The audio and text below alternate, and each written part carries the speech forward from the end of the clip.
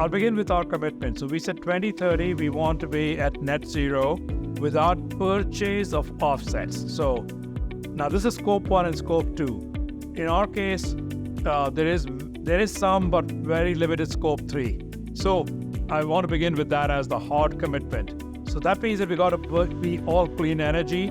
We're at 65% today in the consumption of our energy in terms of being clean. So that's a little bit ahead because we had said 65% by 2025. We're there already. So now we have got to, I see a pretty clean road to about 90%. So now the question becomes, what do you do with that final 10%, depending on where in the world and where the location is, and can you actually get the clean supply, and you cannot. So I'm being pragmatic. So for that 10, then we would have to go towards carbon sequestration or some such route that we don't actually know. But I am acknowledging that for 10%, I don't have a path today. So we recycle 95% of our non-toxic waste. So that's a good number that I would also put out as a environmental commitment that we have made, and we intend to stay at that number. All right.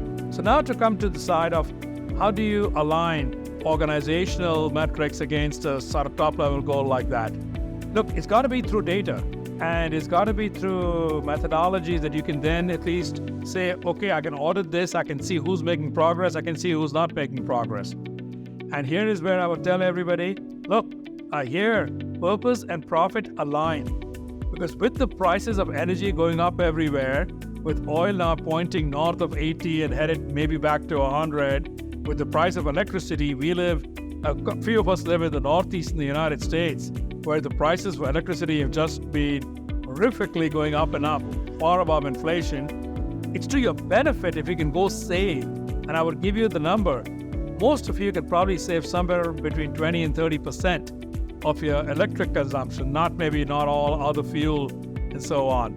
That's a big number. It's a big target to go after. But you got to get into saying, all right, now I know what I'm consuming. What's a good benchmark? Am I really getting it all clean? If it's not clean, can I reduce it? Why are the lights on when nobody is there? Why are you heating the building to 70 degrees when it's empty at night? Why are you cooling the building down to 76 or whatever they allow nowadays, depending on the city, when there are very few people there? And these sensors and these technologies are getting really cheap. When you're talking about like $5 sensors, a $5 sensor will pay itself back in a month at these current electric prices. So I gotta get into, let's begin with just measurement. So certainly we raise our hands and say, yep, we'd like to help you with that. Once you do the measurements and have it audited, now you can get into what's a benchmark? Can I improve? How can I cut it down? And then I'm measuring it that it has actually reduced. But by the way, that is where I go to. But at the prices of energy, even if you don't want to be good to your children eventually because of warming the planet, be good to yourself right now in terms of your annual electric bill.